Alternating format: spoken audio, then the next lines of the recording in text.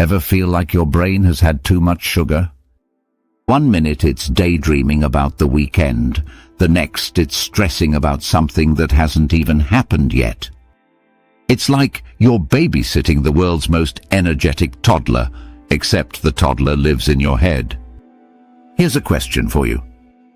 Just how long have you been letting your mind do its own thing?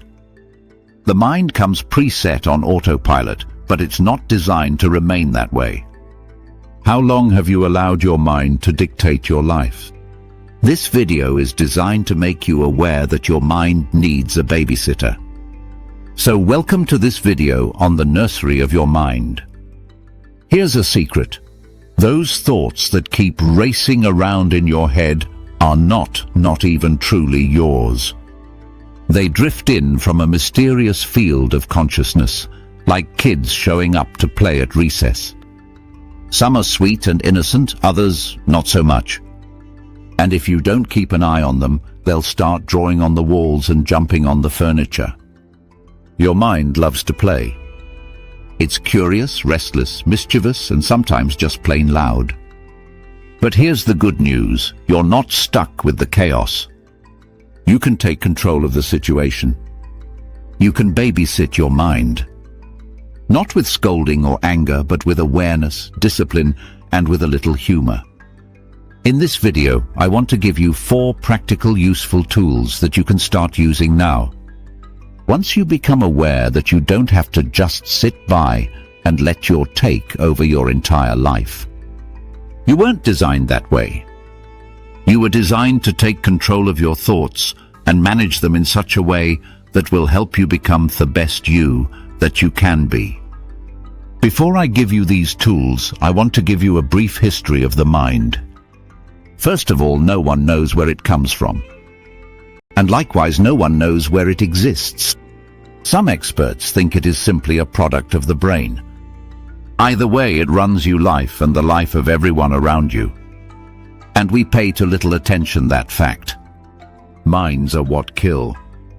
Not guns, not knives, nor any weapon you can imagine. Minds shoot up schools, drive drunk, and lose themselves in anger. They can bring you much pleasure as well as do you much harm without your intervention. Unless you take control and get your mind off of autopilot, it will continue to control you.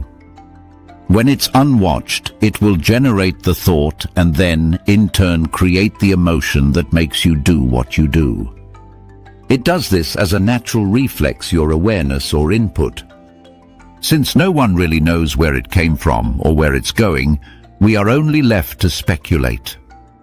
This video is not intended to address the spiritual matters of whether the mind dies with or moves on to another. It's intended only to address the here and now management of your mind. So, let me give you 4 practical tools you can use to calm and guide this childlike mind of yours. Anyone can use them, and you owe it to yourself to at least try. This works whatever age group you're in. The younger, the better. And for the old, it's never too late. Tool number 1 is timeout with breath. It's modeled after the time that we give our kids to readjust their thinking or behaviors. First, we must locate the timeout chair. Not for you, but for your thoughts. Find a place to relax and just pause and breathe. Slow, steady breathing is like handing the toddler a juice box. Suddenly, the chaos softens. Let's take a minute now to examine the breath. How much do you know about your breath? More than likely, it's something you seldom think about unless it gets in short supply. You take between 10 to 20 breaths every minute. So during your waking hours, you take around 20,000 breaths each day. Just becoming aware of your breaths alone is a major breakthrough in becoming a successful babysitter of your mind.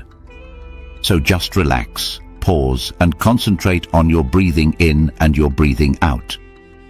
Deep, slow breaths. The benefit is calming the mind and placing your thoughts on nothing else. This practice can reduce stress, lower blood pressure, and improve your brain. Try to do this at least 3 times for 5 minutes each day. You will begin to see results immediately.